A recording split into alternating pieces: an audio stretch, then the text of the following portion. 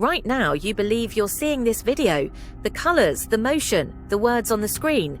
You think your eyes are showing you the world as it truly is. But that's an illusion. Your brain is not recording reality. It's not playing back a perfect picture of the world. It's inventing one. In fact, most of what you see never reaches your eyes at all. It's generated, predicted, filled in by your brain. And it's happening every millisecond. When you open your eyes, light enters through the cornea. It passes through the lens, hits the retina, and sends signals to the brain. But those signals, they're messy, incomplete, delayed. Your brain receives fragmented data, edges, shadows, contrasts, not full objects. So what does it do? It guesses, it builds, it predicts what should be there. It doesn't wait for perfect information. It fills in the gaps with memories, expectations, and prior experience. You're not seeing the world. You're seeing your brain's best guess of the world. Here's proof. Close one eye, focus on a fixed point. Now slowly move your finger into your peripheral vision. At a certain angle, it disappears. This is your blind spot, where the optic nerve meets the retina. There are no light receptors there. You should see a hole, but you don't. Why? Because your brain fills in the missing space. It patches the blind spot with color, shape, and detail from the surrounding area. Not because it sees them, but because it expects them. This is one of the most basic examples of how the brain creates reality, not records it. Here's something even stranger. When light hits your eye, it takes about 100 milliseconds for your brain to process it. That's 1/10 of a second. But the world doesn't feel delayed, does it?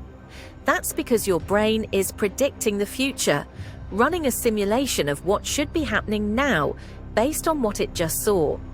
This is called predictive coding. Instead of waiting for perfect input, the brain is constantly forecasting what's likely to come next.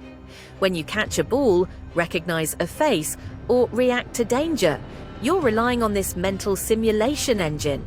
In a sense, we're all living in the past, but experiencing the predicted present.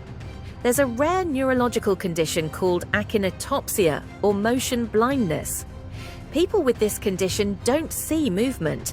They see the world as a series of frozen frames. Imagine pouring a cup of tea, and instead of watching the liquid flow, you see it teleport from one position to the next. This is what happens when predictive motion fails. Without the brain's real-time simulation, the world becomes jagged, disconnected. This shows how much we rely not just on sight, but on the brain's invented continuity. This isn't just visual. In sound, your brain invents reality too. Ever heard a word in a song you've never noticed before, and then you can't unhear it? That's your brain adjusting its prediction model in real time. Or think of the phantom word illusion. Play two different nonsense sounds repeatedly, and eventually your brain will hear actual words, even though they don't exist. The brain creates meaning from noise because it must. Silence is rare. Chaos is constant. The brain survives by finding patterns, even when they aren't real. There's a term in neuroscience, perceptual completion. It describes the brain's tendency to complete incomplete objects. A circle with a slice missing still looks like a circle. A face partially in shadow still looks familiar. A sentence with missing letters is still readable. Doors is asi trad. That wasn't your eyes. That was your brain filling in what should be there. And it doesn't just do this with words or shapes. It does it with faces, emotions, voices, memories. In 2019, neuroscientist Anil Seth said, "We don't passively perceive the world, we actively hallucinate it." Reality, he explains, is a controlled hallucination, a blend of what's out there and what's in here. And when the control breaks, we get illusions, delusions, even hallucinations.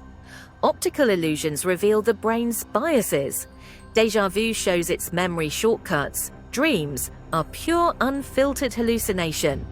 Your waking experience is just a more stable, more predictable version of a dream, shaped by input but built from the inside.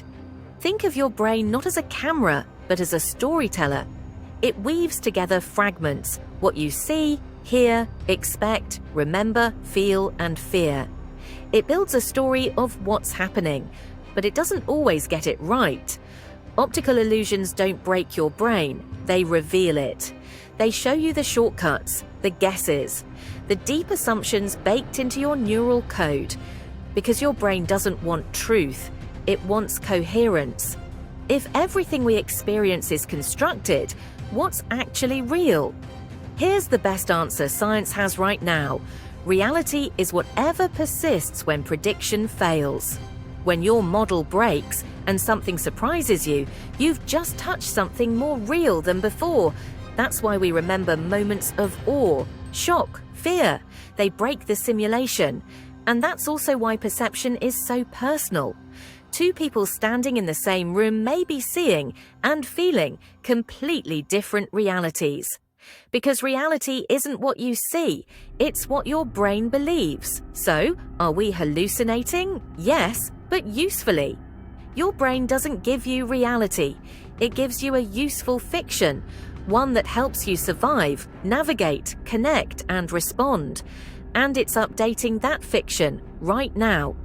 Even as you read this, your brain is filling in the gaps between perception and truth, between input and meaning. Reality isn't a photograph, it's a moving painting, painted by your mind in real time.